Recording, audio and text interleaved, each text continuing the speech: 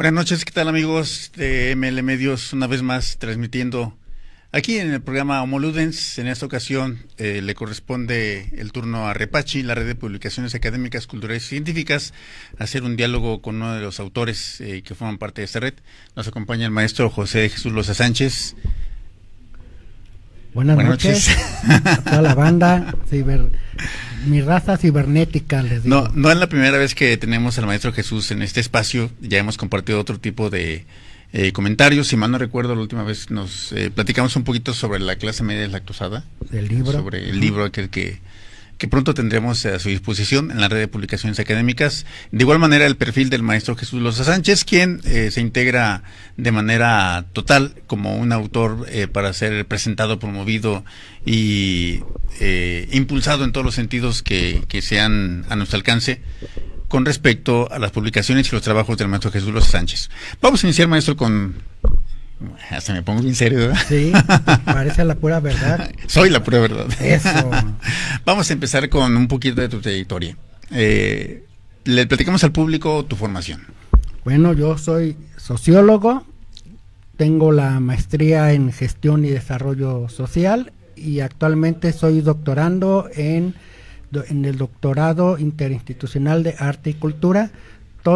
Esta carrera académica es en la Universidad de Guadalajara, en nuestra alma mater, becado por el CONACYT en los posgrados, y he sido dirigente estudiantil, líder social en mi colonia, he sido un luchador social en diferentes ámbitos, tanto en lo social como en lo educativo, funcionario público en 2 ocasiones, es candidato ciudadano a diputado local en Tlaquepaque allá por el 2003 y pues también ahora, como dicen, un influencer en las redes sociales. Tuve el gran honor de poder llevar a cabo y diseñar y administrar un blog en el 2006 que se llamó Renegados hasta la Democracia, apoyando a la candidatura de López Obrador en aquel entonces, y fue el segundo blog más visto a nivel Latinoamérica después del Sendero del Peje. Pues estuve de huésped también. Huésped distinguido. Distinguido en Puente Grande como luchador estudiantil cuando fui presidente de la Facultad de Filosofía y Letras en el 89-90, y actualmente pues soy trabajo en la Universidad de Guadalajara como investigador independiente, digamos, no dentro del sistema académico, pero sí en el campo administrativo. Ahorita estoy comisionado en comunicación social de la coordinación de la Administración Central de la Universidad de Guadalajara. Es importante decirles, amigos, que al maestro Jesús Loza le conocemos desde hace mucho tiempo. Tuve la fortuna de habernos conocido cuando era estudiante de la escuela preparatoria. En la escuela preparatoria. Si tiene un hijo marihuana y bebón, métalo a la Enrique Díaz de León. Esa era la frase de aquel Esa era la frase de aquel tiempo. No, ahora ya todos muy decentes, ¿no? No, nos conocimos ahí en la escuela preparatoria Enrique Díaz de León, en donde su servidor trabajó un tiempo. Jesús era estudiante, y bueno, coincidimos alegremente, porque a partir de ahí surgió una amistad que ha perdurado a través de los años y que nos hemos acompañado en el devenir de las actividades académicas, políticas, sociales. Yo no soy un luchador tan distinguido como el maestro Loza, es más, ni distinguido ni luchador. Sin embargo, hemos conocido el trabajo del maestro Jesús Loza en sus diferentes aspectos, en sus diferentes etapas, y recientemente nos encontramos con que Jesús Loza Sánchez publicó un libro muy, muy interesante, a mi punto de vista muy trascendente. Hablamos de clase media lactosada. Sin embargo, en la presentación que hace el maestro en esta ocasión, no mencionó algunos otros libros que ha publicado. Rezago indígena en México y Jalisco, en el 2011, el libro de voto responsable, un cuaderno, un manual.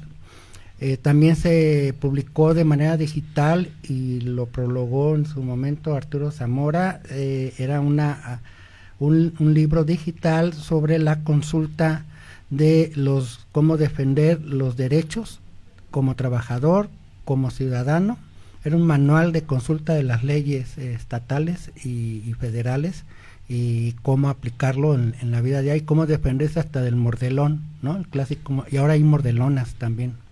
Toritas. Y aparte mordelonas, aparte las toritas ya andan en moto. Ah, ¿también? Sí, infraccionan machín. ¿Qué tal, querido diario?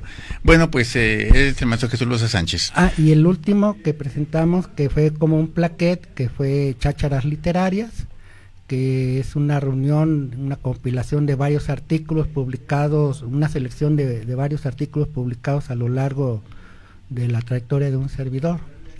Sí, documentos muy interesantes, entre ellos una serie de poesías, de poesía urbana, ¿le llamas? Urbanoides y... Urbanoides y sexosos. ¿Qué tal? Bueno, es un conjunto de poesías que les recomiendo. A lo mejor ahorita nos lee alguna de ellas. El Pobre Nuestro, si hay una que se llama Pobre Nuestro. Es muy interesante. El Fin de Quincena. El Trastorno Quincenal. Trastorno Quincenal. Bueno, como verán, hemos leído la obra de Jesús Loza y de alguna manera ha dejado huella. Vamos a preguntarle a Jesús Loza Sánchez. Él es un sociólogo, pero no es un sociólogo de escritorio. Además de que ha escrito, además de que ha investigado, además de que ha hurgado en los anales del conocimiento, en los libros, en los textos, en los autores, es un sociólogo comprometido, es un sociólogo que participa activamente en los movimientos sociales, es un crítico permanente. Entonces, ¿de qué manera un sociólogo deja de ser el sociólogo del libro de escritorio y pasa a ser el sociólogo de la calle, del territorio? Ay, cabrón, buena pregunta. Bueno... Es que soy un buen entrevistador, seguramente. Sí, desde la preparatoria, recuerdas que era también muy inquieto, que iniciamos los Juegos Florales. Sí, ¿cómo no? Impulsé el comité estudiantil, que no había, y ni estaba en la FEC, la Federación Estudiante de Guadalajara en esa época, y pues siempre que leía los libros que nos recomendaban y nos lo metían casi a wiwi, en la preparatoria sobre Marx y sus derivados, decía cómo ponerlo en la práctica. Y todo esto que leo, ¿no? Y pues vi al alcance la injusticia, no solamente de la que vivía yo alrededor, de mi entorno familiar, y pues me dediqué a querer poner en práctica lo que había leído. Y pues siempre me ha gustado luchar y defender lo justo, ¿verdad? Me encabrona la ignorancia, el que se fomente la ignorancia y que no se entienda de una manera racional, ¿verdad? Que se piensa más de manera emocional, y yo me preguntaba el por qué y cómo es que la clase media era la más golpeada, a pesar de, y no hallaba yo la solución o dónde encontrar la respuesta, porque siempre nos educaron en la preparatoria y en la carrera sobre el marxismo, y que todo el problema estaba y la explotación hacia la clase trabajadora, cuando descubro que no es así.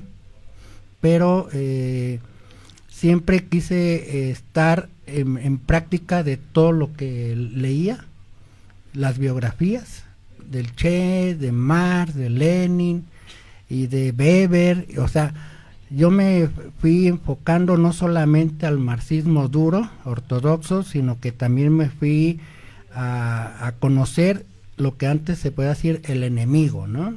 La extrema derecha, lo que decían que el Partido de Acción Nacional era ultraderecha, empresario y eso, y cuando voy conociendo la historia, pues es diferente, ¿no?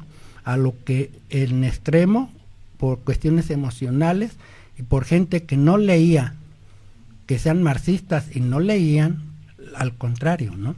¿Cómo le llamas tú a esos que dicen que leen y que no leen? Son los chairos.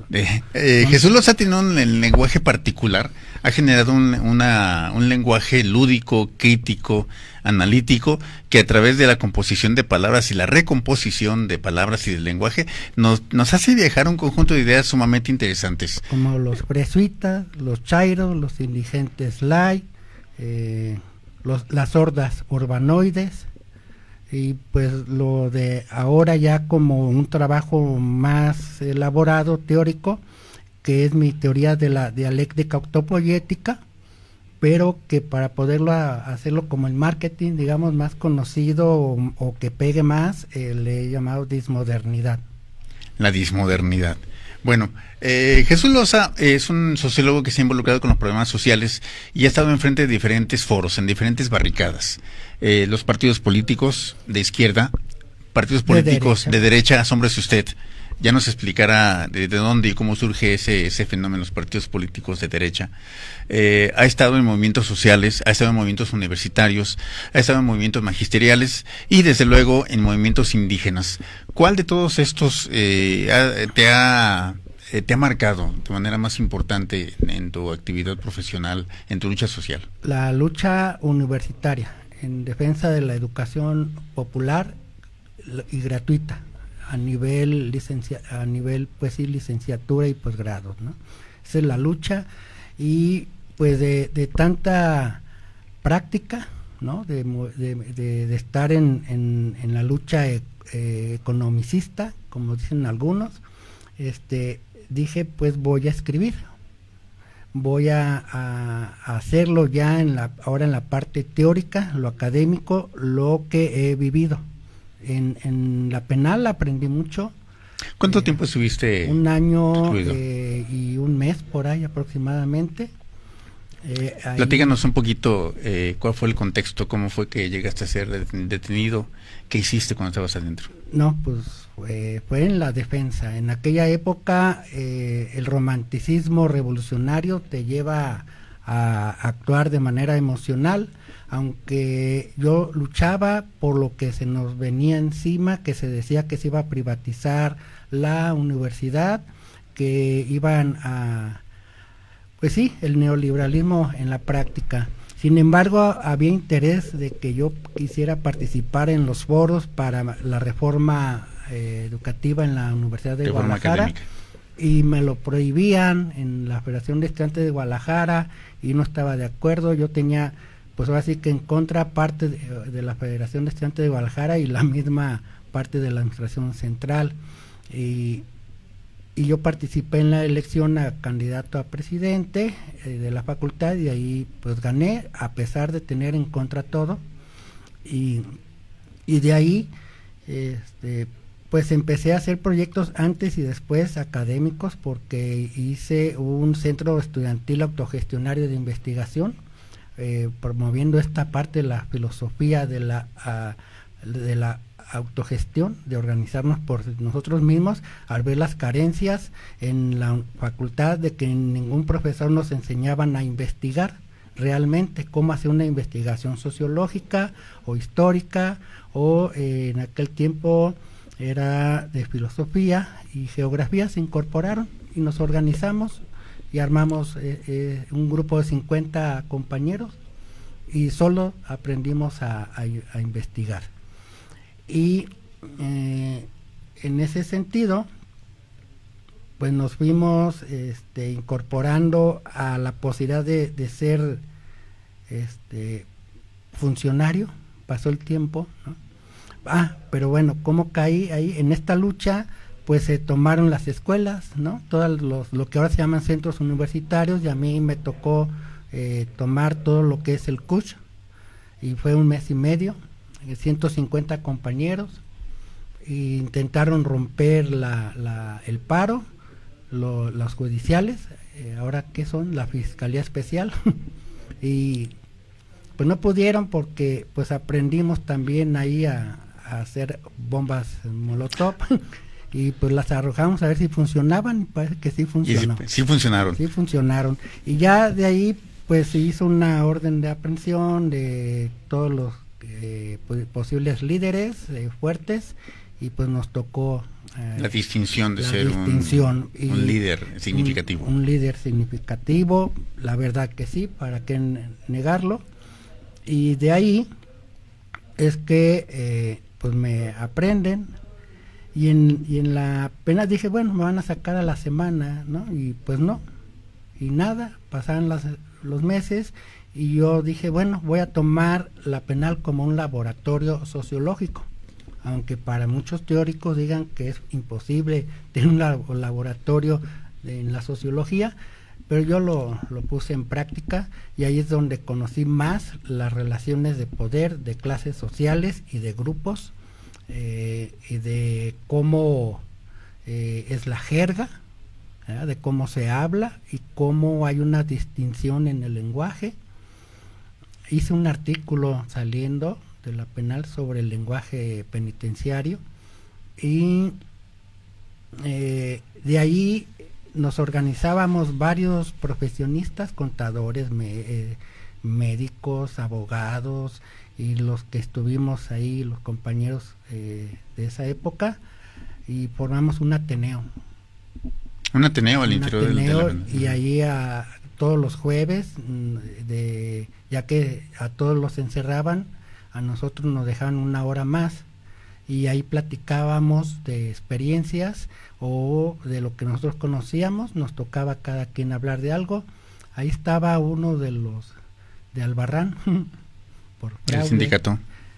No, de los de las llantas, y Albarrán, Fernando, creo, no Benito. Y él nos puso a leer el libro de Licoca, de un empresario, y desde ahí dice, bueno, pues vamos a conocer más a fondo, ¿no?, la otra parte, ¿no?, de los burgueses, ¿no? Una parte importante de la historia de Jesús Loza es de que de repente sale de la penal, se reincorpora a la vida social y a la vida académica. Desde luego, cuando se es un luchador social, la lucha legitima la misma acción, y hasta los procedimientos muchas veces señalan el nuevo rumbo que se va a tomar, ¿no? Que en tu caso no fue de desencuentro, que en tu caso no fue de apartarte del camino del conocimiento, de la lucha social. Ni de mi universidad. Parece que continuaste, ¿no? Insistente. Sí, y de hecho, y lo he dicho siempre públicamente, que en su momento al que le llaman el licenciado, a Raúl Padilla, yo me le acerqué en un restaurante y le dije que muchas gracias, porque esa experiencia nunca la iba a tener, y aprendí mucho, que gracias a todo lo que pasó, y que no había ningún rencor ni nada, al contrario, porque reconocía que era una lucha, y que pues aquí estábamos a disposición a seguir apoyando nuestra alma mater. Bueno, esa es una actitud que has demostrado a través del tiempo. Después de esto te encuentras con la clase media. ¿Cómo fue que te encontraste con la clase media? ¿Por qué la clase media fue tu objeto de trabajo, tu objeto de estudio, para después desarrollar lo que viene siendo tu tesis? Sí, desde la prepa, pero más en la licenciatura, siempre hablaban de los burgueses y el proletariado. Y decía, pues es que yo ni soy ni burgués ni proletariado. ¿Qué soy? Y como en el marxismo no hablaban más que esas dos clases, prácticamente, se hablaba de clase media y una clase media despreciada, que dizque de ultraderecha, y que ambigua, y que voluble, y que en ratos era de derecha y que en ratos de izquierda. Dije, no, pues esto no es posible, como que en las dos otras clases sí tienen algo homogéneo de ideología, y al ver a uno mismo de cómo nos iba golpeando el sistema neoliberal y cada día nos estábamos empobreciendo, dije, a ver, vamos a analizar realmente si en el sistema neoliberal se sigue mandando a la fregada o explotando a la clase obrera, ¿no? Y qué tanto es burgués el burgués. Y en el 2010, en la maestría, es como tuve la oportunidad de trabajar este proyecto, y pues ninguna de las teorías y ninguno de los teóricos que analizaban la clase media o analizaron en su tiempo me satisfacía su definición. Incluso Pierre Bourdieu, ¿no?, que es donde me baso mucho en la teoría, Bauman mismo, los actuales Zizek, ¿no?, entre otros, y dije, no, voy a armar la mía, ¿no? Y así es como empecé a estructurar y tuve broncas dentro de la maestría entre los profes, que porque ando inventando, pero primero están chingue y chingue impulsando de que uno debe de ser innovador, arriesgar, inventar, ¿no? Y a la hora que empieza uno, empiezan a bloquear, ¿no? Pero yo, como siempre, pues los mandé a la chingada, ¿no? Impuse y después se convirtió el libro como el concepto de clase media deslactosada y a definir qué tan importante es la clase media en una sociedad, que es el parámetro que mide la estabilidad y consolidación de una sociedad en desarrollo. La clase media. Así es. ¿Por qué nos platicas un poquito cuál es la tesis fundamental de tu libro Clase Media Deslactosada? Son para empezar, que la sociedad se estructura, tiene 3 elementos: tiene una estructura, un sistema y tiene una funcionalidad. Y lo veo así prácticamente como un organismo. La sociedad es un organismo, una extensión más que tiene vida en términos de la teoría sistémica, y que se puede mover sin el hombre, ¿no? Así se ve medio muy brusco a plantearlo, pero explicándolo de esta manera podemos decir que el individuo no hace a la clase social ni a la sociedad en sí. O sea, la sociedad compleja que hoy vivimos, nosotros nacemos en una clase social, en una familia que pertenece a una clase social, en una familia que pertenece a una colonia, de una colonia que tiene unas características sociales, que es el hábitos, usos y costumbres, y en ese sentido tienen un capital importante y predominante cada clase social. Por ejemplo, la clase baja tiene su capital primordial, la fuerza de trabajo. Con ella trabaja y consigue un capital económico y un capital social. La clase alta, su capital primordial es el económico. Con eso compra educación y compra un capital social. Y la clase media, su capital primordial es la cultura, la educación, ¿no? El capital cultural, donde la educación está inserta en la cultura. A nosotros en la clase media nos fomentan mucho que hay que primero estudiar, tener una licenciatura, ser profesionista y ya puedes hacer lo que quieras. Entonces, lo primero es formarnos así. En la clase alta es de formar a un empresario que deba de generar dinero, capital económico. Y a la clase baja es reforzar la reproducción de la fuerza de trabajo simple, ¿no? Para trabajar. Aunque esto muy en general.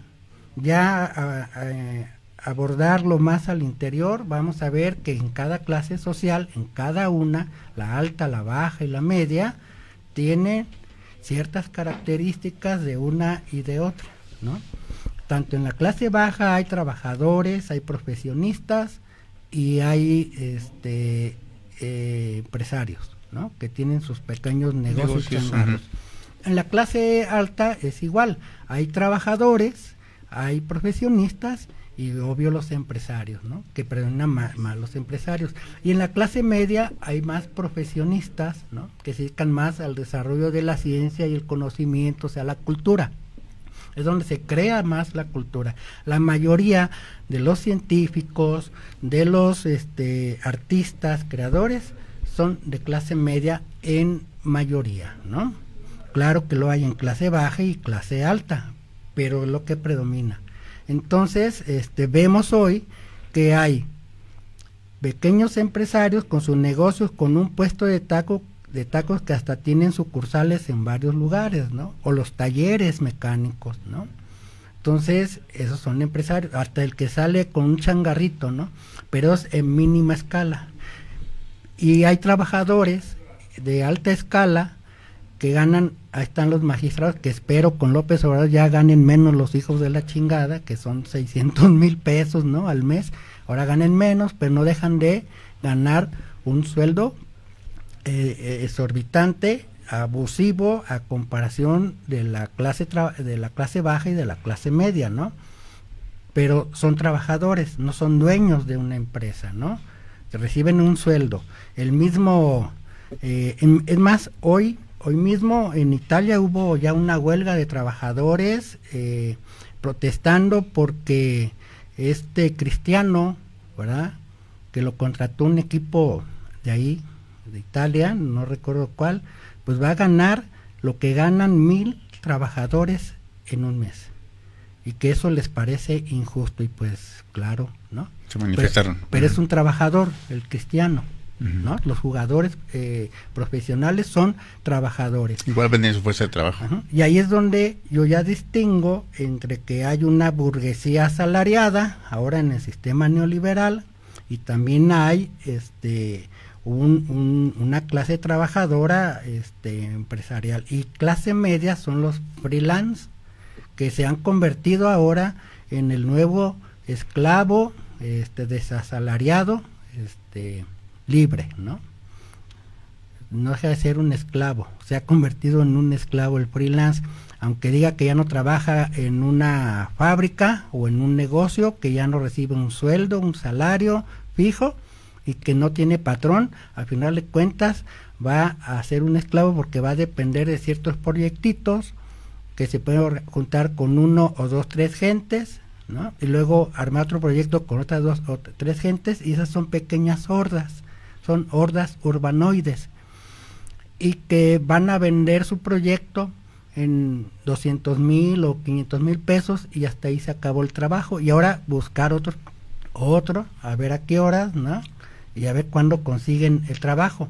Entonces, de ahí veo que hoy el término desempleado no lo visiona bien un joven de hoy, porque les han creado la idea de que son freelance o los startup, o que van a ser pequeños empresarios dependientes o codependientes de las grandes empresas, como son los programitas que hay en la tele que le llaman el tanque de tiburón, ¿verdad? En inglés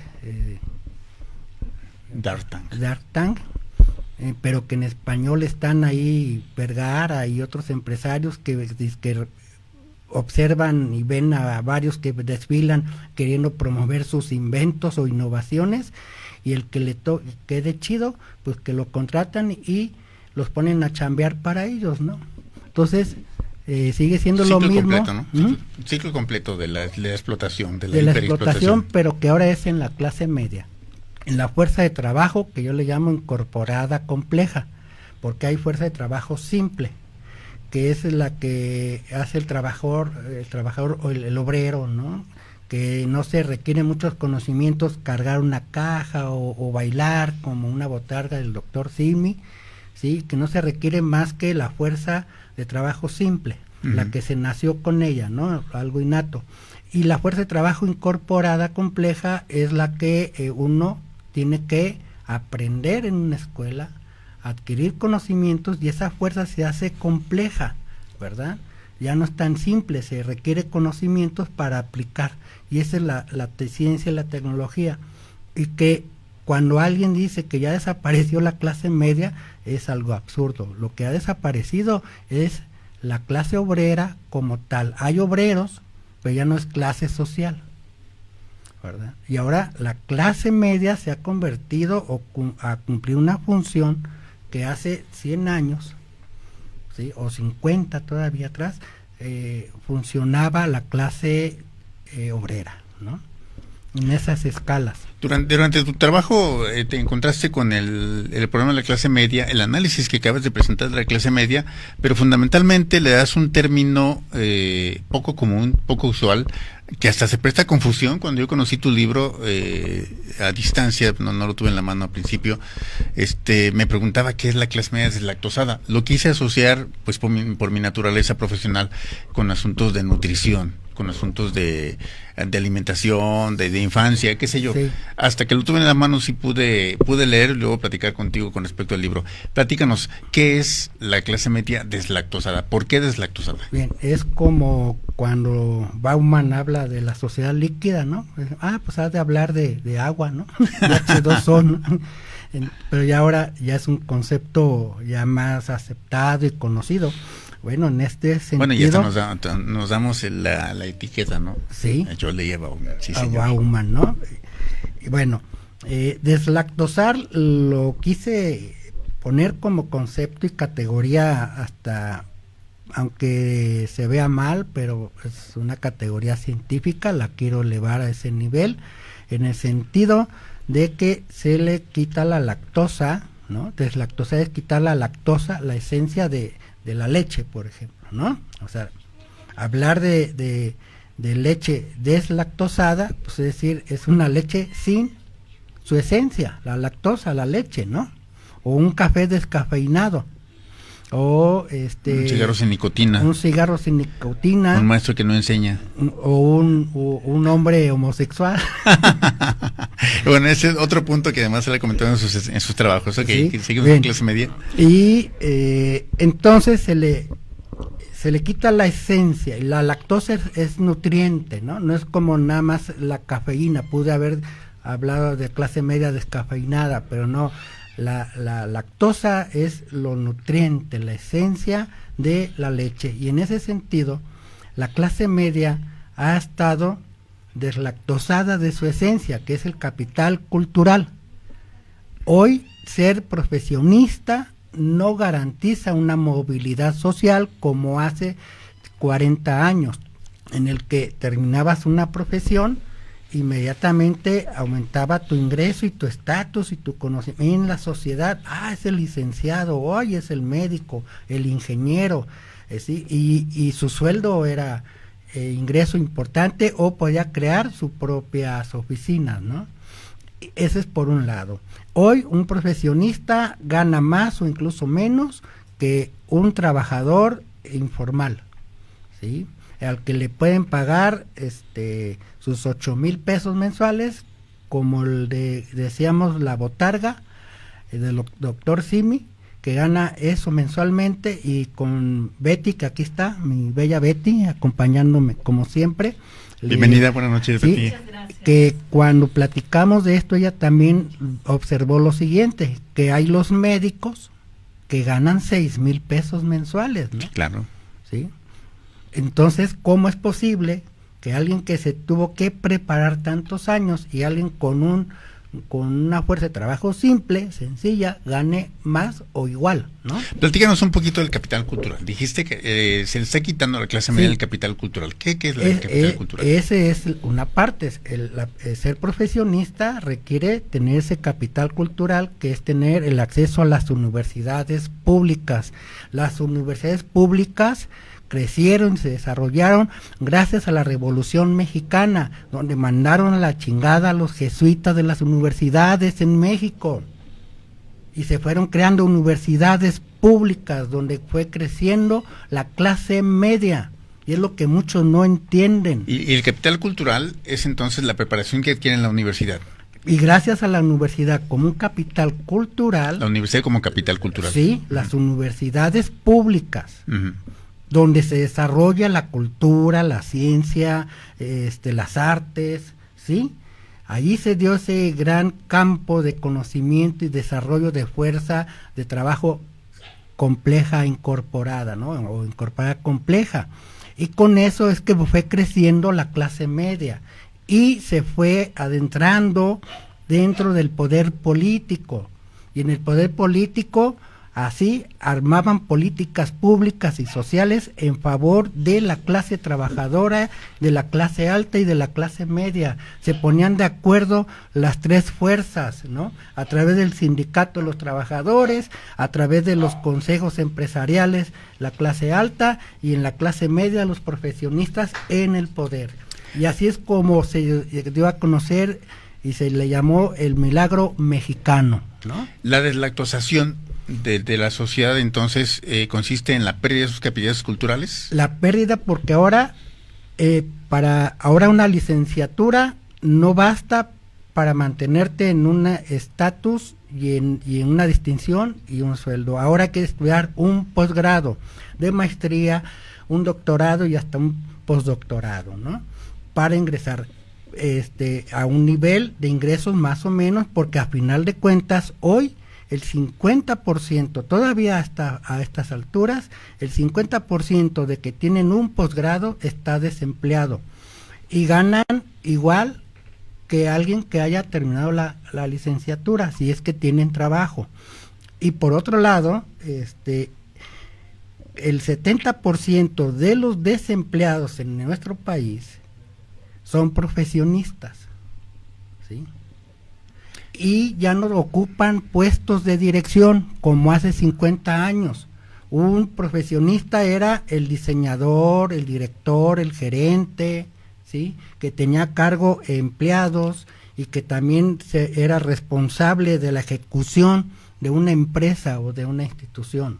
¿Hay alguna otra forma de capital cultural aparte del que nos has platicado? La recreación, ¿sí? La recreación y el arte, ¿no? Es parte de...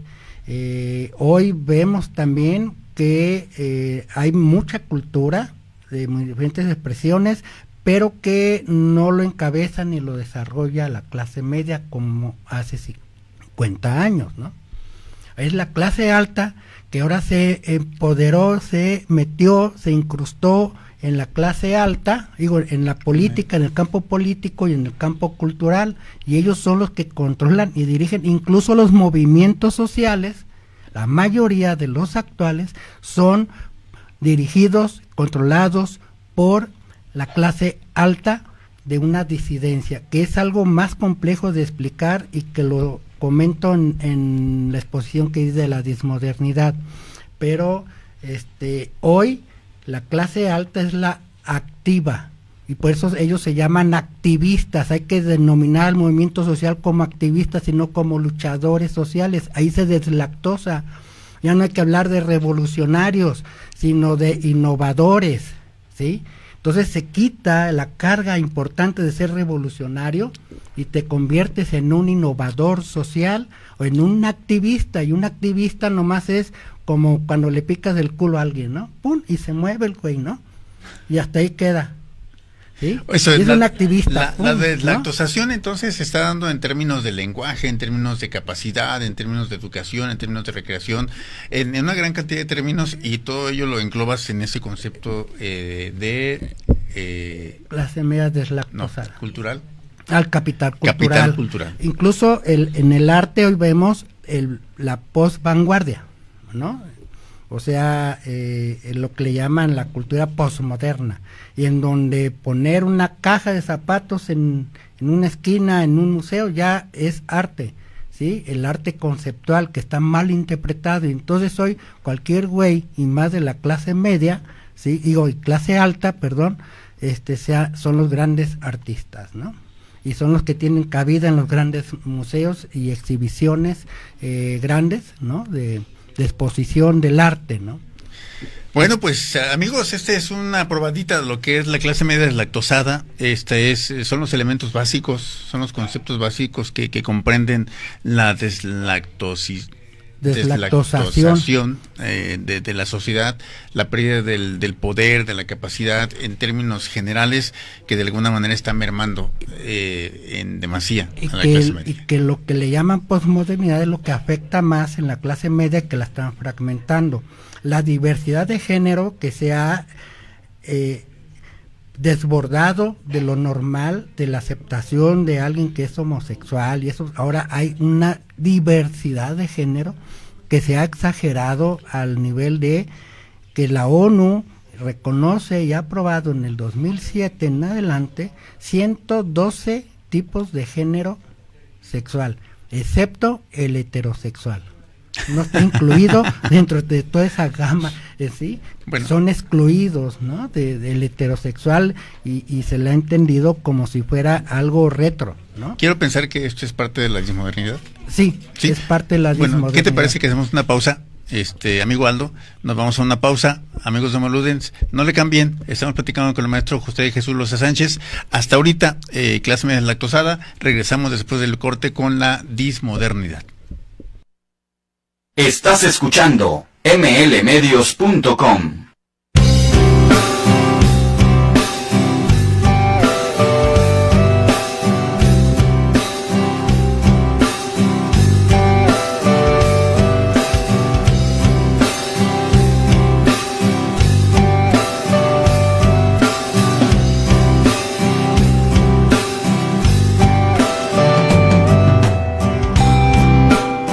Vengo del pasado, donde todo empezó con un dolor de pies, con la espalda doblada en picadillo. He visto ir creciendo la masacre. He dormido en el frío, cortado del cemento.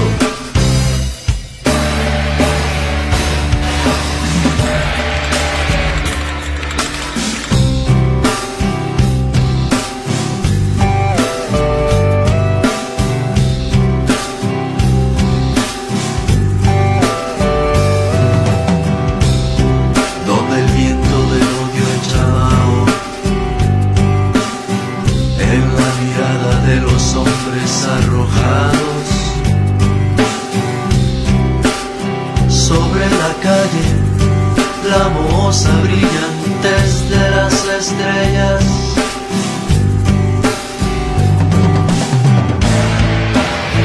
He comido las sobras de los lobos que tienen a mi cuerpo de alimento.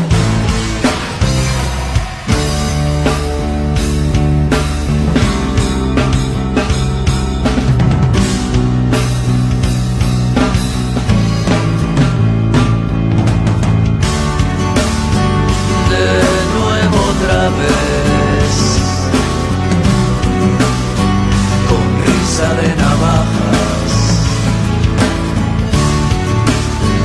de nuevo otra vez, demandan sacrificio,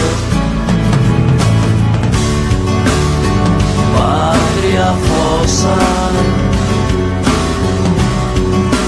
patria de obreros en barata.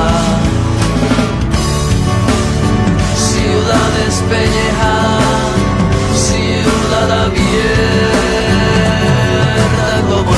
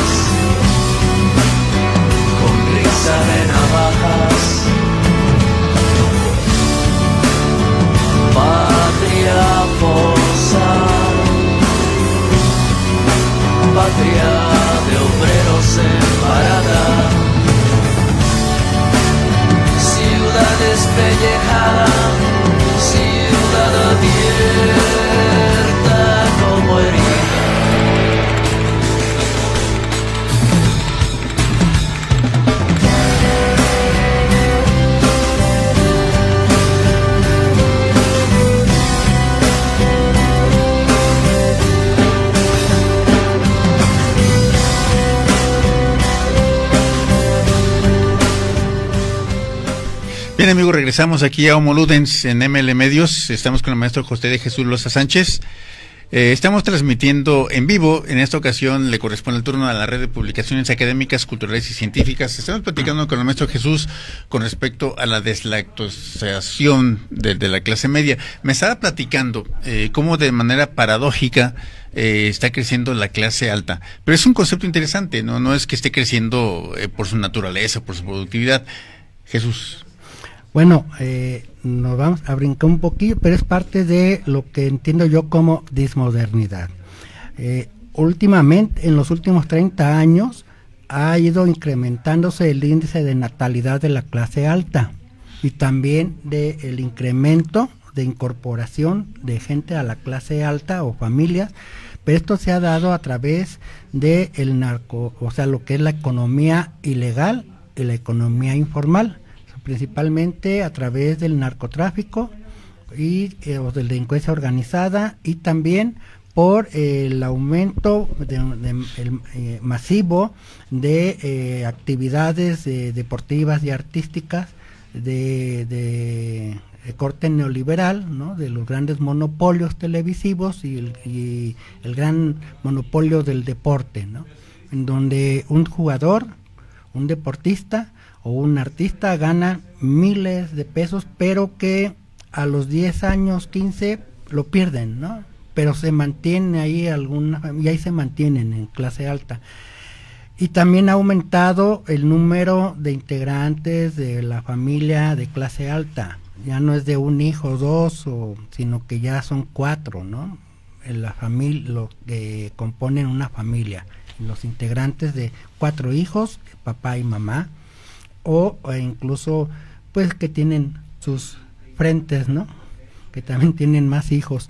Y por otro lado, la clase baja también sigue aumentando el índice de natalidad, en el que sigue habiendo 4, 6, hasta 8 hijos, ¿no? Todavía. Aunque en la clase o en el estrato de clase baja alta y en la clase alta baja y la clase media no ha incrementado el índice de natalidad, ha disminuido. Ahí las familias, desde la política de población, en el que se difundía que la familia pequeña vive mejor, hemos llegado al grado de que la clase media, las nuevas parejas, no quieren tener hijos, o nomás tienen un hijo, cuando mucho 2. Entonces, eso hace que en población, en cantidad de personas, disminuya la clase media, ¿verdad? Y no se incrementa de otras clases sociales, ¿sí? Todavía, porque se está creando una clase media de placebo, ¿no? Una clase baja que es placebo como clase media, porque consume como clase media, pero no vive como clase media. Su estilo de vida no es de clase media, porque su espacio social de clase baja, así sus usos y costumbres, así son, pero sí ganan más que la clase media, y entonces consumen en los supermercados, ¿verdad? Y consumen viajes y compran carros, porque su poder adquisitivo ha aumentado en los últimos 8 o 10 años, entre el 8 y 12%. Y de la clase media su poder adquisitivo ha disminuido de 4 a 8%, incluso ya llegó al 10%, ¿no? En este último año ha bajado a ese nivel su poder adquisitivo. Por eso la política de López Obrador, pero que es de la política global, que es necesario para el Tratado de Libre Comercio, aumentar los salarios mínimos, que ya lo mencionó, que va a ser de un 5%, ¿no? Bueno, ahí tenemos un resumen, un panorama muy amplio de lo que es el concepto de clase media deslactosada. Nos quedan cosas en el tintero, no podemos abordarlo todo como hubiera querido. Nos quedan 10 minutos en el reloj de Aldo, en el inclemente reloj de Aldo. Vámonos con el concepto de posmodernidad. ¿Te late? Bueno, así rápido, posmodernidad es algo que me movió porque se define, eso que se define como posmodernidad es algo que se define por lo que no es. O sea, no es moderno, es posterior a, pero no se define por lo que es. ¿Qué es? No se sabe qué es. No hay, y esa es la intención, ¿no? Decir que no hay, que no es, no se sabe, que cada quien está en su libre albedrío de organizarse. Y en ese que dice que libre albedrío, al estar disque suelto, se ha creado una dismodernidad, ¿sí? Una distorsión de la modernidad más que una posmodernidad. La posmodernidad tiene una ideología, ¿sí? Y es una ideología que yo llamo novocriolla, una ideología novomedieval, que en lugar de ir hacia adelante, que es lo que critican de la modernidad, de tener una visión teleológica, el objetivo real es ir en retroceso, en retomar una renovación, no una revolución, sino una renovación del modelo novomedieval, pero aplicado a todo el avance tecnológico lógico de lo que se vive hoy.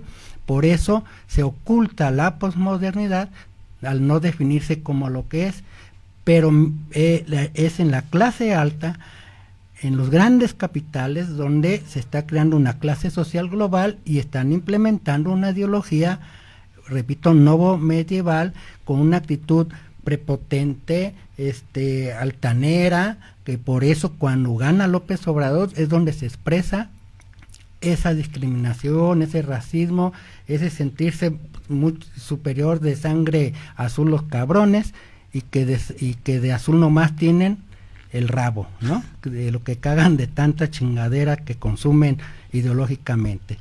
Pero entonces todo lo demás, la clase media principalmente y clase baja, alta, está distorsionándose. O sea, hay una distorsión de lo que es la modernidad. No se puede hablar tampoco de una utopía, como lo pueden plantear los prezapatistas, que es una masturbación neuronal, ¿sí? Sino que es una distorsión. La gente está como cuando en un hormiguero lo pisas el hormiguero y las hormigas están por ningún lado, y entonces por eso no hay una identidad de género, no hay una identidad de clase, no hay una identidad ni una proyección a qué hacer hacia el futuro, el no tener un empleo, ¿sí? Se crean las estructuras para eso, el freelance, las hordas urbanoides, que son más de 80, ya no son tribus, son pequeños grupitos, desde el friki, el hipster, el chairo, el indigente light, que hay muchos sin trabajar, que no son los ninis, ¿sí? Son más de 10 millones en México con este concepto que yo manejo de indigente light, que viven a costa de, siendo clase media, vive bien, comen todo, pero no trabajan, ¿no? Viven a costa del primo, del papá, del amigo, ¿no? Entonces, hay una distorsión. Yo la defino como es el estado en diáspora de la fase transitiva de la sociedad contemporánea, en que la humanidad no sabe hacia dónde dirigirse ni cómo erigirse. Sus componentes y comportamientos están por ningún lado. Y por eso te desmadren, ¿no? Que no sabemos para dónde, ni una ideología firme. Esta dismodernidad tendrá un periodo, tendrá un tiempo definido, tendrá un tiempo aproximado de expresión, para que después retome el cauce, en la dirección, el sentido, ya sea pues hacia arriba, hacia abajo, hacia la derecha, hacia la izquierda. Sí, existe esa. Sí, es un proceso de reconfiguración donde no se sabe para dónde, pero que las próximas generaciones van a ir dando este rumbo. ¿Para dónde? Derecha, izquierda, centro, como sea. Yo pienso que lo que está pasando, que es algo apenas incipiente, de que claro, que tiene sus antecedentes, pero este fenómeno de los AMLovers, ¿sí? Va a dar esta dirección, ¿no? Una perspectiva hacia una visión de cómo era el milagro mexicano, en donde se queda estable o busca una estabilidad y un beneficio para las tres clases sociales. Por eso su gabinete se compone de derecha, izquierda, centro y de todo. ¿Tú crees que va a haber un precio a pagar por este proceso de reintegración de la llamada dismodernidad? ¿En qué sentido un precio? Un precio social, un precio de movimientos y movimientos sociales. No, están muy débiles, y los que dicen que son en contra, ya ahorita es el ardido, ¿no? Es el que está en un duelo ya de que perdió todo lo que se tenía en su momento, pero es una clase alta recalcitrante, ¿no?